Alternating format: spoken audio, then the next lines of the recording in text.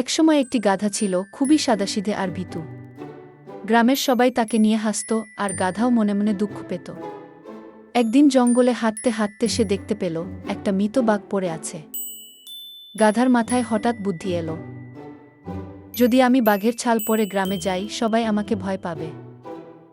গাধা বাঘের ছাল পরে গ্রামে ঢুকতেই সত্যি সত্যিই সবাই ভয় পেয়ে দৌড়ে পালাতে লাগল। গাধা গর্বে ফুলে উঠল। সে মনে করল, আজ থেকে আমিই সবার রাজা। এভাবে কয়েকদিন কেটে গেল। গ্রামে ভয়ের পরিবেশ, আর গাধার মনে অহংকার।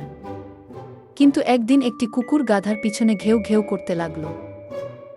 ভয়ে গাধা চিৎকার করেছি ঢ্যাও ঢ্যাও করে উঠল।